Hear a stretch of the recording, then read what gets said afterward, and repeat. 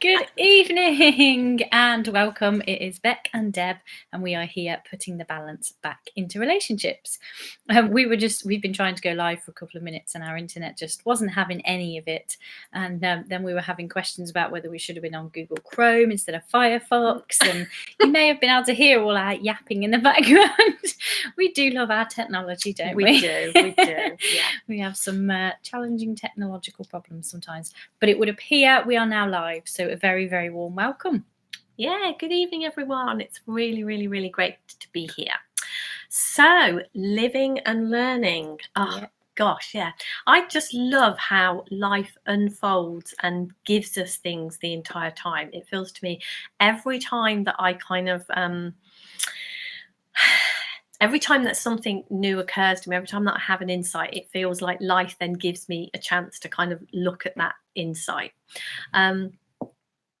And this week, I've spent a lot of time with my daughter, which I often do. I absolutely love the fact that we have built a life that I can spend time with my daughter and my gorgeous grandson, who's now 6 months old. Can you believe that? 6 months old.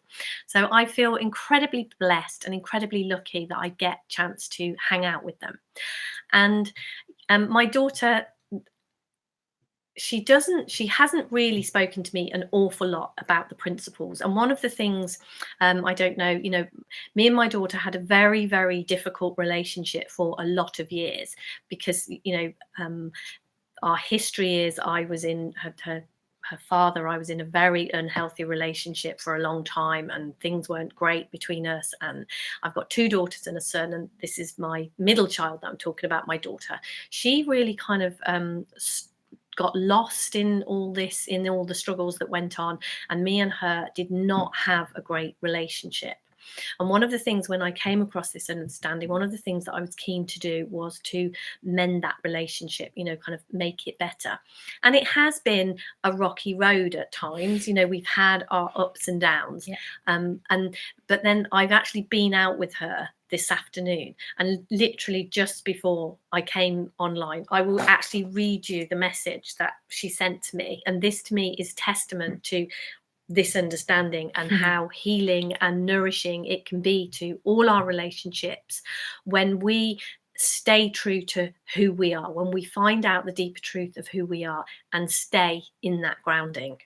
So literally just a few minutes ago, I am so grateful that you do so much for me. This last 6 months have been amazing, but I don't think they would have been half as lovely without such massive support from you.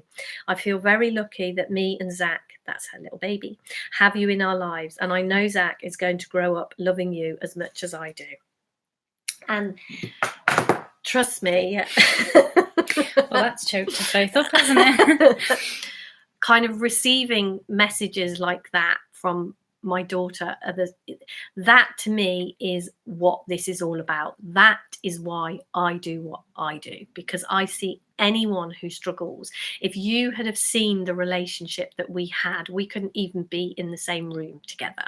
And to have pulled it round to that is just, it's amazing. And I pinch myself that simply following my heart, following a deeper understanding of who I am, has made my life so much easier and made my relationships they're healthy, loving, caring, supporting relationships. So what's on the table when we dare to look in this direction, when we dare to kind of learn what's there for us to learn? And yes, sometimes one of the kind of lessons I had to learn with my daughter was to let go, to kind of accept that I might lose her forever. So it's not always the easiest thing to do. One of the reasons that one of the courses we do is called the Warrior's Journey is because I have seen, initially some of the first steps that I took in the direction of healing the relationship with my daughter and starting this business, stepping out into the world, doing what we do. It was scary. So, but it's just one of those times I would I love to share with you how much staying in this conversation, how much taking those steps and not giving up, what's on the table, what's available to everyone, what your life can be like. My life is night and day different to what it used to be. It was one of the other things that we did this week. We went out. We've had a beautiful, I hope everyone has, wherever you are. We've just had a little extension of the summer. We've had some amazingly beautiful, gorgeous weather this week. And we just went out of the office one day because we can, because that's how we've set our lives up. We can do that. Yeah. It's gorgeous and sunny. So we just went out of the office. We walked by the sea and we walked up this little hill and we just sat on this grassy place overlooking the sea. And because of the time of year, the sun was a little bit low and the light shimmering on the we were all nearly in tears and kind of just going, how did we manage to, how is it that this is our life? And to me, it is testament to knowing the deeper truth of who we are. So I think there are gifts aplenty in areas that you maybe don't even know that they're going to be there for people who, are warriors and will stay on this journey and will dare to look and will dare to take those leaps of faith, will dare to do these things. So yeah, what I really, really love about our business name, the Dare to Be You name, is how that just continues to kind of invite me to go deeper, to look more, to be more me, if that's even possible. I can't be any less me, and yet I can be more me. And one of the things on Sunday, Deb and I went out for the morning and had the morning out. We'd kind of, I can't remember what we did Saturday. I feel like you maybe were out on Saturday and I was at home doing some stuff. And then it was really quite nice weather over the weekend. So I really wanted to go down into Cornwall for the day and do some stuff around there. And there's a castle about an hour's drive from here, I think, isn't it? Tintagel Castle. Yeah. So, and it's not, it's doable in a kind of, in fact, we only went for the morning, so it's doable from where we live, a little morning's trip out. So we decided to do that. And while we were kind of on the way there and probably on the way back too, we were having some conversations about kind of being who we want to be and things that kind of light our fire on soul, weren't we? It come I think, from a book you're reading, and things that kind of really light us up. And we were having a conversation and it started, I mean, maybe in a minute you'll want to share some of what was kind of happening for you, but I was talking for me about I absolutely love castles, which is why we were going to Tintagel Castle. I just really, they're fun. I can't even quite put my finger on what it is, but something about the history of, how human beings live and how amazing we are as human beings to come up with something like a castle, like a kind of fortress that defends, what we consider to be the things we need to defend, and kind of how they survive through the years and what survives and what doesn't, and what we know about the people that built those castles and lived and worked in those castles. And just something about that really kind of lights my soul on fire. And if you've ever been to a castle with me or you hear me talking about them, you'll kind of get that. I'm like a child. I run around going, oh, they would have, sat here and had their meals. And, you can see where they would stand here and kind of fire their arrows and defend their homeland and those kind of, and I really just enjoy kind of exploring that. And we were talking about what kind of lights your soul on fire and what it is that why we get into those places sometimes where we stop ourselves from doing those things. And how it is that, particularly around this kind of conversation we have, that we talk a lot of kind of, we talk a lot about the spiritual side of who we are and how understanding our thinking means that perhaps we don't get into arguments with our other half, or, we don't do, there's lots of things that we probably don't do in the way we used to because we now kind of understand how life works. And then there's things I notice there's times where I stop myself from doing the things I like doing because I should be more enlightened. I should be more enlightened than having to go running around castles like a child and those kinds of things. And it's surprising how often that sneaks under the radar, that we've done that without noticing. And definitely when we were kind of driving down to Tintagel on Sunday, and we were talking about castles, and I was like, I really, really love the history of this stuff. And I bought a book while I was on holiday that's all about castles and kind of how they work, and the ways they were built, and the way the building of them evolved, and the kind of that sort of thing. And I'm really enjoying the book, and I was chewing Deb's ear off about all this, wasn't I? It was saying fun. It was fun. how much that really engages and interests me, and how I actually want to do, I don't even know what, but I want to do something around maybe researching, learning a bit more about the history of that sort of thing. And I haven't let myself up till now. And I hadn't even realised I hadn't let myself, if that makes sense. I hadn't even realised that I'd been putting the brakes on that kind of thing. These are the things that kind of come out when we start to look in this direction, isn't it? We Yeah. love to do what we love to do, and we can't, I think, like you say, one of the dare to be you things for me is, admitting to yourself what it is you really want to do.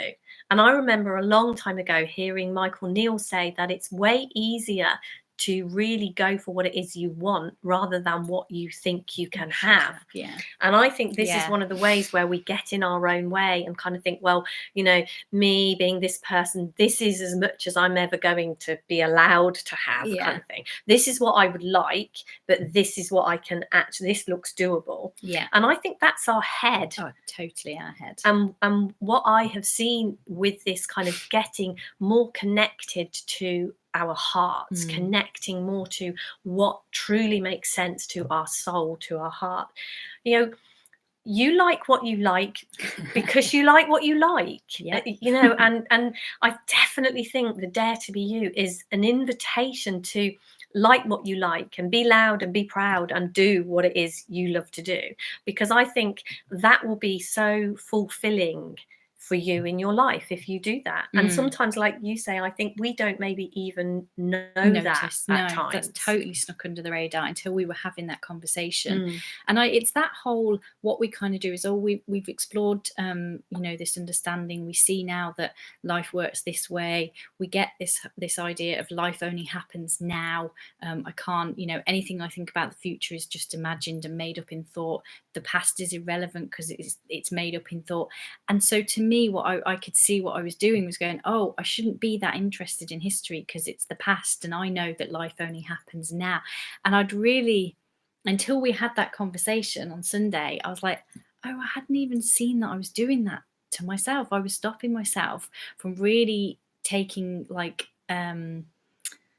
kind of really getting out and exploring something that I want to explore more, because I'd written it off as I shouldn't really want to do that. I know life only happens now, and castles that have been ruined by whatever happened in history, that's not relevant anymore. And yet something about it lights my soul on fire. And there was a quote, I was just trying to sort of find it on my phone, that I sent this morning to Deb and Lucy. I'm just gonna live life to the fullest whilst simultaneously understanding it's all a dream.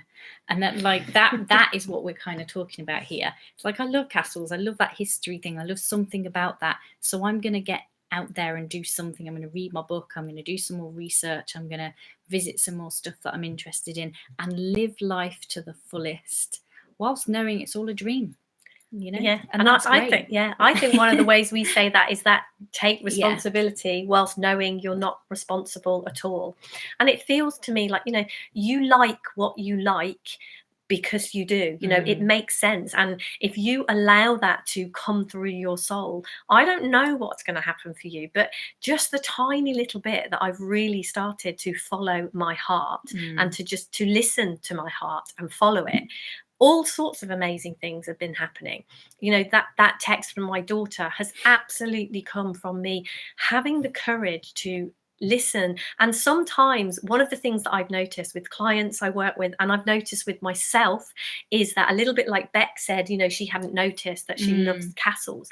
What I'd noticed was I thought I knew what I had to do to kind of make the relationship good with my daughter. And one of the things was, to never ever even entertain the idea that the relationship might not work. I'm not even gonna entertain that. And actually that relationship took a huge shift and a change when I faced my worst fears about it. And one of the things again, it's that what we resist persists. And I think, when we don't kind of facing up to our worst fears about something, kind of actually just looking them straight in the face and kind of going, what's the worst thing here that could possibly happen? Me and my daughter will never speak to each other again.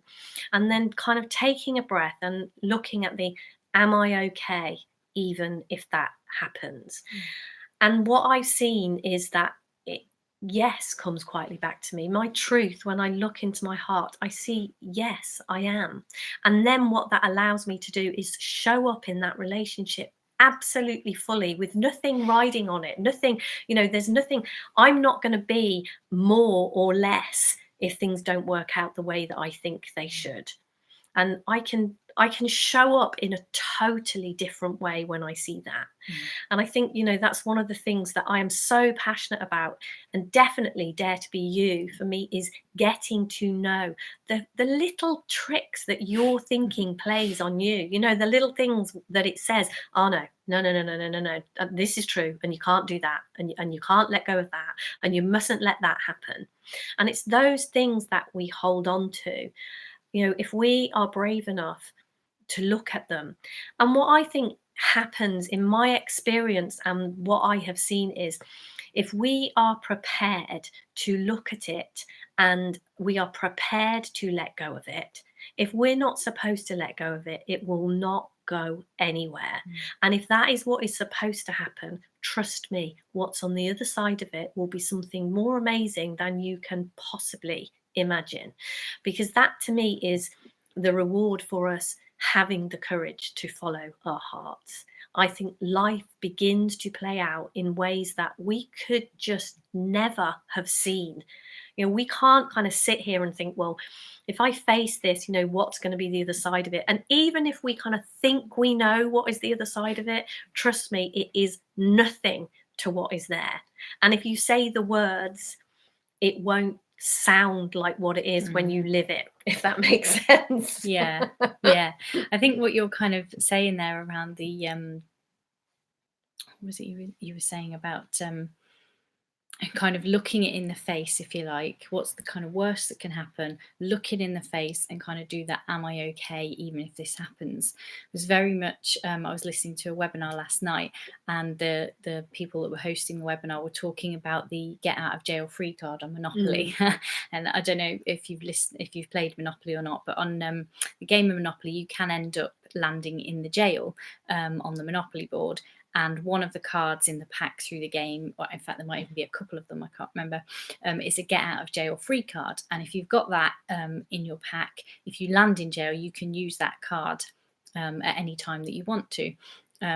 So you kind of, once you've kind of got that, if you're playing the game and you've ended up with that card in your pack, once you're not going to be stuck in jail. Yeah, something just entirely frees you up, and you play the game from this headspace of, it really doesn't matter if I land myself in jail because I can get out. I've got my get out of jail free card. And playing the game from that space rather than I've got to try and avoid jail. I can't land there. And if I land there, I'm stuck and I don't know what's going to happen next. Something about having that card kind of frees you up to play the game in a different way. And to me, that very much looks like what we're talking about here in life. When you looked that in the face and said, okay, if that happens, the worst that I feel could happen between me and my daughter, if that were to happen, am I actually okay? And the yes to that is your get out of jail free card. It frees you up in a totally different way, a genuine yes, actually I can be okay if that's what's meant to happen. That gives you do you know what, I can go and play this game now. I've got nothing riding on it. So if that happens, the okayness is there. And then somehow what's ended up happening is that hasn't happened. You've actually ended up with the most beautiful relationship. And it's that whole, you can't cheat the system. You can't play the game of Monopoly and pretend you've got the get out of jail free card. If you haven't got it, you haven't got it. And if you land in jail, you're going to be like, oh, I'm in jail. And it's the same with life. You can't look that in the face and pretend, yeah, no, I would be okay if I've got this, I'd be okay. Now let me have that relationship with my daughter. It doesn't work like that. No. Somehow it's a genuine knowing of the okayness that shifts something. And then if it had been that you weren't supposed to have a relationship with your daughter, that okayness is there because you know you've explored, you've seen that it can be possible. And then as it happens, there is a relationship there and she is in your life. And from the sounds of that message, it's a pretty good relationship. And, you know, and it's something about that. We have that's built in for all of us. We somehow in life have a get out of jail free card built in. We do. And I think our thinking, you know, as you know, we know our thinking is very good at looking very real, looking very true, and making us feel insecure. And I'm no different to that. You know, I get insecure sometimes. I feel insecure about it. But I feel every time that I play this game, every time that I get curious and look in that direction and get quiet and look to that connection to my heart, I just see it more and more, and it gets easier. And I think, you know, one of the things that we do is, I don't know whether those are the right words for you. I don't know whether that's going to resonate. I don't know if you're kind of going, yes, yes, or you're kind of going, no idea what you're talking about. But it's kind of an invitation to look for yourself, because there is some kind of magic built into this life that we live, some kind of some kind of intelligence behind it, some kind of something, and it is there for everyone. And it is just a case of having the courage to look and play, and you will find, you know, you will find the words that are your words. You will find your okayness, or whatever it is that makes sense to you, because it is there. You know, I have seen it too often for myself, and experienced it too often for myself, and watched other people see it too, to have any doubt whatsoever that the same thing is available to you. And it is like, you know, get curious, play. It's there. Yeah, I was likening that to someone. I was having a conversation with someone today, and I was likening it to gravity, in that it's you can't see gravity. I mean, if you kind of look outside, I'm looking out the window here, I'm looking around, I can't see gravity. I don't know, you know, there's nothing there that says gravity's there. But I know without doubt, if I picked up, you know, like a pen or something now and just dropped, it would fall to the floor. Thanks to the table anyway. Thanks for the demonstration, Deb. It just, gravity is, it's impersonal. It's always going to work. It just doesn't matter. You know, Deb might have had the worst day in the whole world and she could pick up that pen and it would do the same. She could have had the best day in the world and the pen would do the same, because it is just, it's built into this system that gravity is going to do the job that gravity's here to do. And that's the same with that kind of magic that you're talking about there. It's built into all of us. And for me, that kind of, you have a personal experience of that. That's kind of how it looks for me.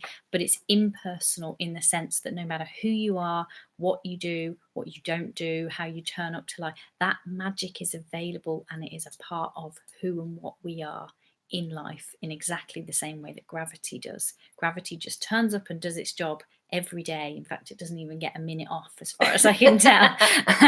And that's the same with this magic. It's just whatever that is that kind of brings this stuff about that we're kind of talking about here.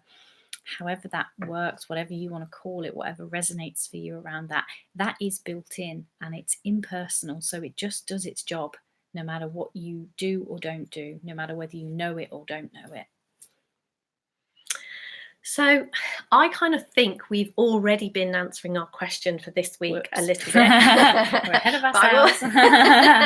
I will say, we had a question from somebody who is struggling and stuck a little bit in their life. And they're kind of at this place where they do want things to change. They definitely know that they want something different, but they are very, very scared. And what came to me around this question, so it is like, I want to change, but I'm scared, you know, so what should I do? Yeah. How do I do that? And what came to me was a memory from when my eldest daughter, not the one I've been talking about, but my eldest daughter, when she was small, and we went to a castle place, actually. And, you know, we went up the turret thing, whatever it is, you know, we were kind of quite up high in this castle. It's in Derbyshire. And the views over the countryside was absolutely beautiful. And I was just about tall enough to see, the walls at the top of this. It was open, but the walls were kind of really thick, and they were about up to here on me. Yeah. And so I could see over, but she was like a little dot. She was about 2, so she was small. And so my husband at the time was lifting her up to see over the side. And I wanted her to see this beautiful view. But every time she got anywhere near these walls, I was literally yanking her feet down. And I think it's this kind of, we have this feeling in us, don't we? We want to change, but then fear kicks in and we pull back. And I think, we've kind of been talking about that, sort of saying, for me, rather than going down the avenue of what you actually want to happen, I would just get curious about finding out more about the truth of who you are. I would look in the general direction of, how does life work? How does your experience work? How is this being created? What is this deeper truth? Who am I? What am I? And just kind of get curious about those questions. And they're not questions that we're putting to our head. What I have really seen in what has been, all sorts of things that have been going on for me this week, is that my head wants a very linear answer that kind of fits in, which is exactly, so this leads to this, leads to this. It's all very neat. It's all very, works out very much. And then, when I ask my heart comes in with a ball totally from left field, which makes no sense to anything. And I think, for me, this is something I've been playing around with. Okay, this makes no sense at all. Let's do it. I don't know if any of you have kind of heard about what we did with our retreat this week. We've literally just kind of put it out there at cost price to us. And that was definitely, I just had this moment when my heart said, just put the retreat out there like that. And it makes no business sense. I could have come up with all sorts of fears and reasons why not to do it. And I will hold my hand up to after we had done it and people started booking on. And I had 2 or 3 messages from people saying, if you'd have charged me another 50 quid or another 80 quid, I would have paid it. And I'm like, And I kind of went into fear and went into this place. But also then what I did was, that wasn't what this was. Following my heart was doing this. And I don't know what's going to come from that retreat yet. We haven't got to the other side of it. I don't know. And I don't know if I will ever know. But what I do know is that following my heart, we have just had so much fun. Well, we've had some really nice conversations, some amazing with people. Conversations. And we've kind of just gone out everywhere saying, hey, from our point of view, nothing's riding on this, but we've got a retreat. We've dropped the price because, we've only got a few weeks left and no one's booked on yet. And we don't quite know how that's happened. So we're just going all out to say retreat happening, all inclusive price, probably can't ever do it cheaper because this is cost price to us. Fancy coming. And we've had some amazing responses. Some people, genuinely can't come. Some people not, yeah, thanks, but not interested. And some people, yes, where do I start? And everything in between. And it's been fascinating, hasn't it? It has. And so the learning, even though following our heart sometimes makes no sense to our kind of rational brain. And I think that's why, we have been brought up in the Western world so much to kind of rationalize everything and make it make sense. And I think that's one of the things, when we want to change, the fear of changing is because of how much we've kind of rationalized, it makes sense to stay in this job. It makes sense to stay in this relationship. It makes sense to stay in this house. It makes sense to do these things. And when something, when our heart calls us to things, and exactly like you were saying about your castle, it doesn't make sense to go and kind of investigate a castle. Our rational brain can say these things to us. Yeah. And I think, the invitation here for me is just see what your heart is saying, and just maybe with something, I'm not kind of saying or go and, completely change your life and give up everything, even though to a degree that is, we have done that a couple of times and the outcome has been amazing. But play around with that, listen to your heart. And even if nothing but you get curious about what is it your heart is saying, and even if you're kind of like, no, I can't follow that, but I actually heard that time. And I definitely can see places where I've gone, yeah, I heard that, I'm still a little bit too scared, but I've heard it. And that to me is a step in that direction. So kind of, I hope that answers that question a little bit. You know, we all get scared. Scared it's a normal human reaction to things. Yeah. And I would just get curious about the truth of who you are and dare to be who you are and play around with that and see what happens. What's kind of coming to me when you were sort of saying it towards the beginning there about the being in this conversation and explore the truth of who you are, because what we're very good at doing, and certainly the way that the question came through, I want to change but I'm scared, so how do I do it? We're coming at it from the angle of, this is where I'm at and this is the outcome I want. And we actually recorded a video this morning. We've got a video series that we're putting out on our mailing list at the moment, that's all about how do I deal with, and then, you know, today's one was fears and phobias. And on that video we were talking about fears that we've had in the past and what shifted around those. And I was talking about having a fear. I used to be petrified of dogs, and I couldn't, you know, if I was in the room with the dog, I was sweating, I was my stomach was crunching, I couldn't focus on anything. If I thought I was supposed to be, you know, if I was going to pass a dog on the street or anything like that, I had these whole coping techniques on how to deal with the fact that I felt afraid of dogs. And, you know, I couldn't, if I was going to a friend's house that had a dog, if I was seeing family and they were going to bring their dogs round, if I was walking in a park, I had a whole set of stuff that kind of managed this fear for me, you know. And it kind of, you know, it sort of was okay, and there were times when it was worse and times when it wasn't so bad. And, you know, I had stuff where I hid in toilets and things to avoid being around all sorts of stuff. And when we were kind of doing this video earlier, I was talking about how that is just not at all what happens to me anymore. I wouldn't even say I've got a fear of dogs now. That just isn't my experience at all. Some of our family have dogs, and I'm in the room with them, and I either don't even notice them, or I'm there kind of stroking them and having a conversation with them. And I don't have to adopt any of those coping strategies. And there's no kind of 5-step program or 10-step approach that got me from there to there. It's just dropped away. And what I was kind of saying to Deb about this was like, I didn't come to Deb when we first started having conversations around this understanding. It wasn't something I kind of came with right, Deb, I've got this fear of dogs and I need it to go away. Like, this is where I am and this is my outcome. It wasn't even on the table, because there was so much other stuff going on for me at the time that just wasn't a priority. But in the mix of being in this conversation, it is just something that is entirely dropped away, with no intention from me, as far as I know, no attempts from you to try and subliminally resolve it. Nope. It just wasn't out there as a something. But in the mix of, exactly like Deb said, getting to know the truth of who I am and how this works, it's just entirely evaporated. And it reminds me of that analogy that I think it's Michael Neal that uses about the white paint.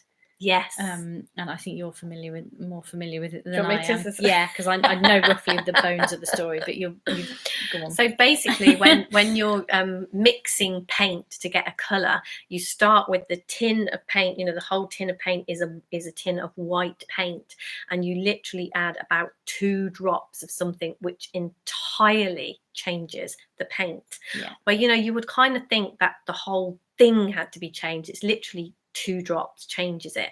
And I think, yeah, it's to me is this conversation. And I think that's the point that's being made there, is that I started in this conversation as someone, you know, let's say my white paint was Becky, that was afraid of dogs, and I had a fear of this and a fear of that, and I couldn't change this, and I was stuck with this, and I wouldn't ever talk about this. And with kind of 2 drops of this conversation, 90% of that has dropped, and the rest that's kind of maybe still around is just, yeah, okay, that's what it is, and I'm good with that. And it may change or it may not, and that's fine too. And it is very much, when you said right at the beginning of this question, actually look to the truth of who you are and explore that, rather than coming in with, this is where I'm at and this is what has to change. Because what often happens, much like I think your story about your daughter, we have it set up that the conclusion's got to be this, our outcome's got to fit in this box. Very much and so. Life just doesn't do that. Life just, and as soon as we try to squish it into that, it kind of, it doesn't work that way, does it? And yet life, life is amazing. Life has some beautiful things to offer us. And I think when we look to that, when we dare to just kind of let go. And one of the things I know we've said a lot, I don't even know why this is occurring to me, but I'm sitting here and it's going through my mind. So I'm going to share it. One of the things that I'm kind of aware of tonight, and I know we do this a lot, we talk a lot about look to the truth of who you are. And one of the things that's really been occurring to me over my kind of living and learning over the last few weeks, and I've been seeing it more and more clearly, is that who we are is, whatever you want to call it, whether you want to call it love or perfection or the the creative essence of the universe, whatever it is something whole. Okay, it is everything. It contains it all, and nothing that we do or don't do takes away from that or adds to it. Because I think what we tend to do as human beings is we think, I'm this, but if I did this, it would make me more. It would make me better. And if I didn't have this, it's going to make me less. And I can absolutely see, with that yes that came to me when I dared to look to see, am I okay if my relationship with my daughter doesn't work out? It was asking that question. It's kind of saying, who am I? What is the truth of who I am? I am no better or no worse. You can't take the essence out of me of who I am. That cannot change. So nothing, no relationship, nothing can make me something better, and nothing can make me something worse. And when we kind of, that's what we find when we look, that's what we're kind of playing around with. And I don't want you to take my word for that. I want you to get curious. And if you've got questions around that for us, if that isn't your experience, if you're not seeing that, if that makes no sense to you, then please, be in contact, ask us to clarify more with that, because that's what we're pointing to, that who you are, that deeper truth of who you are, cannot be added to, because there just isn't anything that can make it any more than it is. And it cannot be taken from. It doesn't matter what is stripped away from you in this world of cars and houses and other people and our relation, our daughters, our children. Nothing can be taken from you that can make you less than who you are, what you are. And it is the kind of the seeing of that on a deeper level that allows you to have the best human experience that is available. And trust me, when you are living in a place of having that kind of human experience, people love you and want to be around you. And that just feels like a byproduct of it. Loads more people like me. The person that I used to be when I was insecure and scared, and I was trying really hard to make people like me, and it just kind of, they would do anything to avoid being with me. And it feels to me now, the people that are important to me and that I love, I don't think everybody likes me, I don't think that, but I just can see I can just see that, I feel more likable from this space. So I think I get a bit passionate sometimes and a bit over the top, so I do apologise. I think that's good, Deb. I guess that's what people are here for. And I think that, to me, what you've just kind of said there about the the truth of who we are, and kind of that nothing can be taken and nothing can be added either, that to me is what the get out jail free card. That's absolutely it. Knowing that. Because it doesn't matter what you do, you're not going to make yourself any better. It can't, there's nothing riding on it. There's nothing you have to do to prove yourself or to be worthy of love or to deserve anything. That just comes as standard. That's fitted as standard. You are already, I'm buying a new car. I was just going to say, you're buying a new car and you can hear it in your language. That comes fitted as standard. Yeah, you don't have to have that added on. You don't have to pay another £400 to have that bit added. That comes, that's already built in. And equally, nothing that you actually need. If you can lose something, then you don't need it. And I know, your thinking's going to go, oh no, sorry, but definitely no, I can lose something I need. And to me, that's just get curious about that and see what you can see around it. Yeah. So our topic this week, so the topic that we chose this week, because we talked about this, where did we talk about this? It's in one of our video videos. series, We do so isn't it? many things, we're all over the place. You might have noticed. We talked about this topic in one of the videos that we did, and we've had some feedback and some people talk about it. So, we thought we would do it a little bit more. And that is that loop that we can so easily get ourselves into, the loop of guilt and shame. And it can feel like a kind of a hamster wheel, a loop thing that we can't get out of. And what I would say around that is, I can remember when I was working with a really, really lovely lady. This lady was helping me. This was when I was in a really, really bad place. And I did not feel good enough. I didn't feel worthy. I felt rubbish. I felt useless. I felt like I deserved everything, all the bad things in the world to happen to me. And one of the things that I had to step up to was forgiving myself and allowing myself to receive and to have nice things in my life. And that was how I got out of that loop. And I can really see how easy it is to keep ourselves in that loop, because even when I'm saying this, and when I said a few minutes ago that I'm more likable now, my head was going crazy. My head's going, who says that? What kind of up your own are you to, dare to come out and say that you're nice or you're likable? My head goes crazy when I say those things. And that is kind of like the remnants of that place that I used to live in, of not feeling worthy, not feeling good enough, listing all the terrible things that I had allowed to happen to my children, listing all the terrible things that I had done in the past. I'm a bad person. I'm not good enough. You don't deserve it. Nothing good should ever happen to you.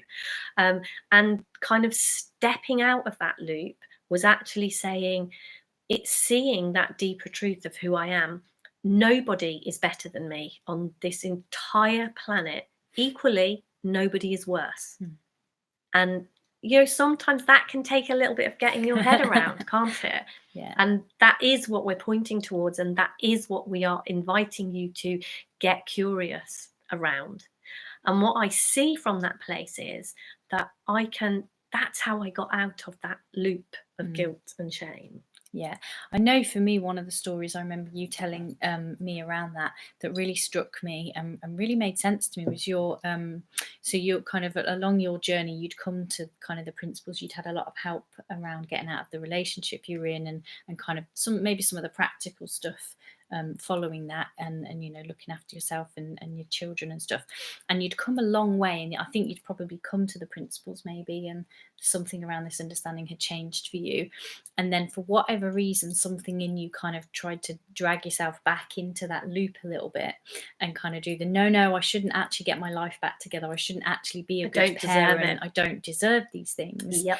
And it was your eldest daughter that basically said to you, hang on a minute, Mum. You've literally become someone I now look up to, and is given me hope, because I know she went through some stuff and struggled a lot for a long time. And she was going, I'm now looking to you as my beacon of hope. If you sink back into that loop of guilt and shame, what good is that to me? I want that beacon of hope. I've looked at you and gone, my mom's done this, I can do this, I can have a good life. And I think and sometimes it can take that, can't it? Someone outside kind of looking in and going, whoa, you've come too far to kind of slide back now. Don't go there. I need you to be my beacon of hope. And kind of that example to me. And if the thing you felt probably most guilty about was your children, absolutely, and if one of them is saying, hang on, now you've kind of you've moved forward, that's the best thing you could possibly have done for me. It is that whole, if you slide back into that kind of loop of guilt and shame, then you've done the exact thing you're trying to kind of get away from, in that sense. I know that was huge for you. It was huge. I remember that happening. Somebody close to me actually said that I didn't deserve to be happy because of I'd forgotten what that. had happened, you know, what I Yeah. put my children through. I didn't deserve to be happy. And I can see their point. I really, truly can. I can see that, you know, and if the world worked a different way, Yeah. I could see, yeah, you know, I shouldn't be happy. But absolutely, what I have seen through this understanding is the one person that we can save is ourself. That's it. It's not on the cards. You know, however much I want to save my daughter or my best friend or my niece or my partner or the person I love the most in the world, the only gift I can give to this world is saving myself. And you are the same. The only person that you can truly save is you. And it's built into the system that that is enough. That is all you have to do. And I think sometimes that is one of the hardest things. And especially if we are in this loop of guilt and shame.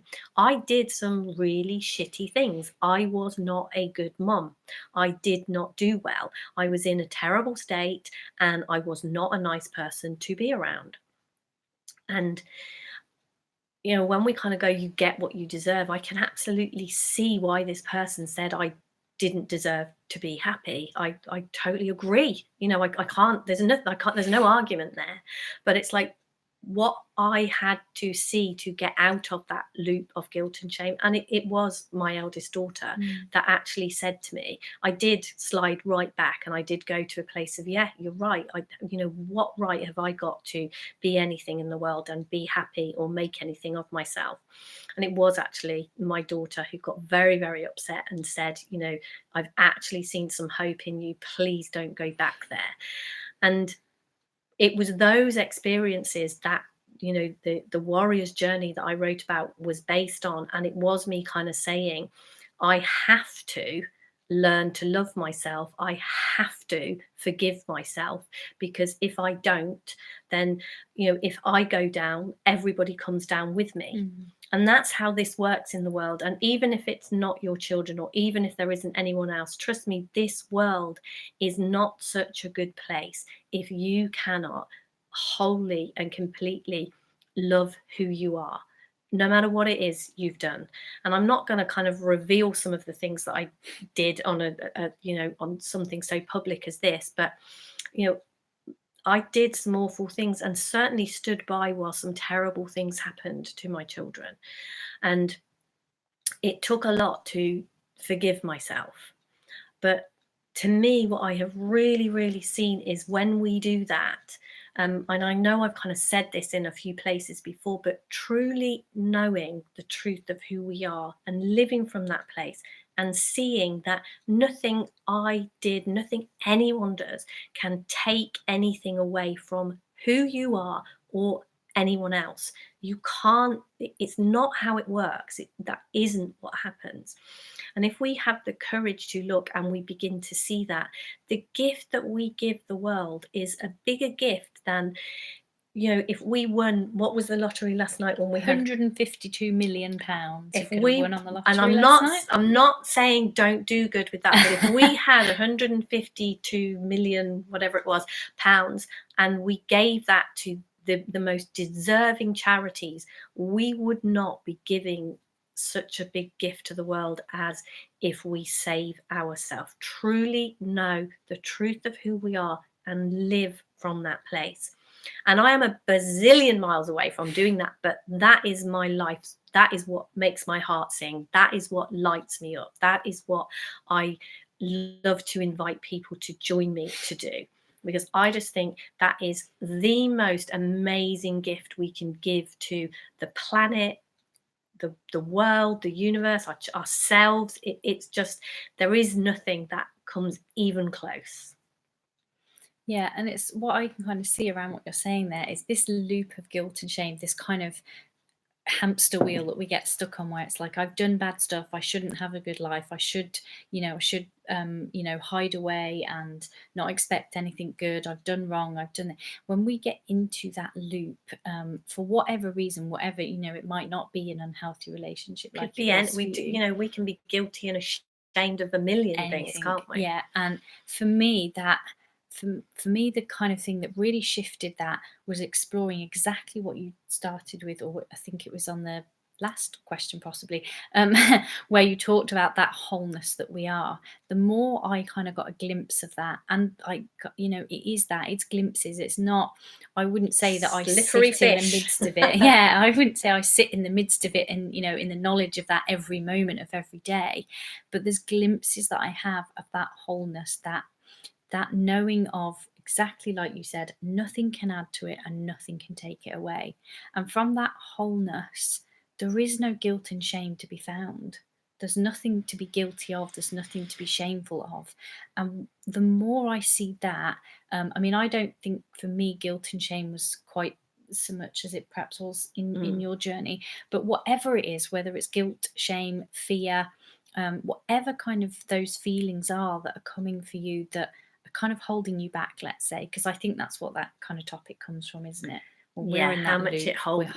We hold ourselves back. We can't follow our heart from there, can we? Because we're ashamed and we feel guilty. And just the knowing of that wholeness, that space of nothing can add and nothing can take away from the wholeness that I am.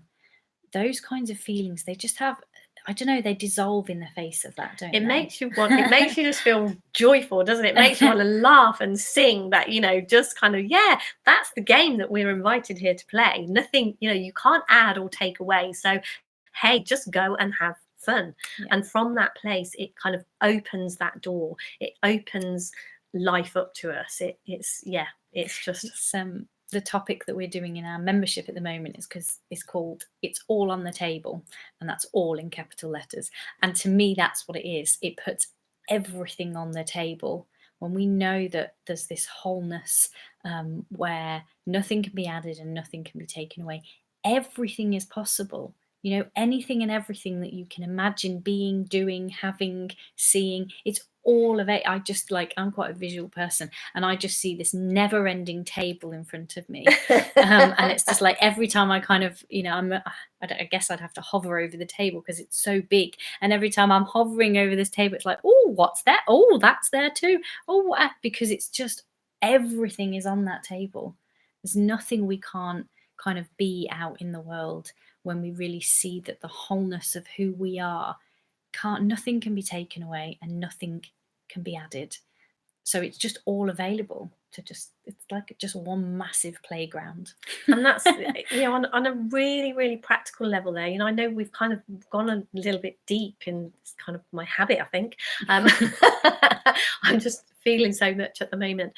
But, on a really practical level, I know I often bring it back to these kinds of things, but I read something on Facebook somebody had shared the other day about people starting a community and living together, and there was some comments underneath it, and some of them were kind of saying, yes, human beings are we really like that community feel, and then it was like, oh, but could I live with someone else? Could I do this?